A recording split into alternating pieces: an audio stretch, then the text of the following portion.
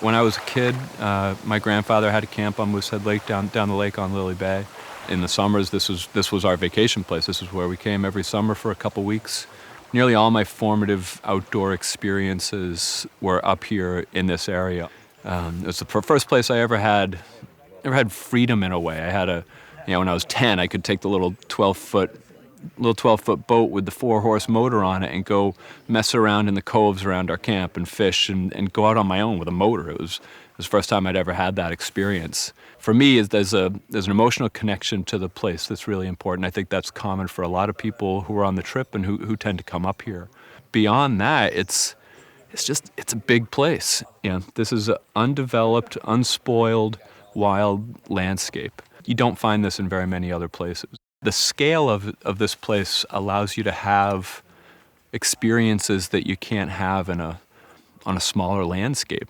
For example, we're doing a 300-mile canoe expedition right now through a landscape that's largely unchanged from the time that Henry David Thoreau was here 150 years ago. And there's just not very many places you can have that kind of experience. Again, we're really fortunate to have landowners who are able to keep the forests undeveloped and provide public access. And it's different too because this is not a park. This is privately owned land. It's been managed for timber production for over 100 years. When Thoreau came here, he talked a lot about the loggers in the area.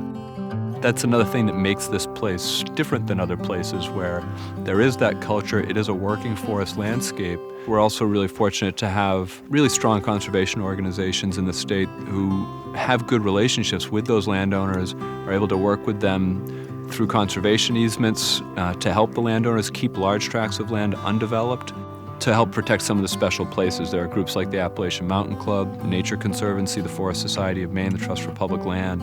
They're all very active on this landscape. And honestly, in the last about 20 years, 15 or 20 years, we've gone in Maine from having about 1 million acres of conserved land to about 3 million acres of conserved land. So it's a tremendous conservation success with extraordinary effort by those conservation groups. And that's part of what makes this landscape work, is that partnership in a way between the private landowners and the conservation groups who are committed to keep the forest as forest on both sides of that equation.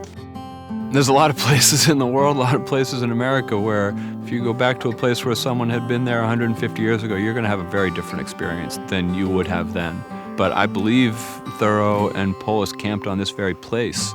And so they stood here and they looked up this lake and they saw the same thing.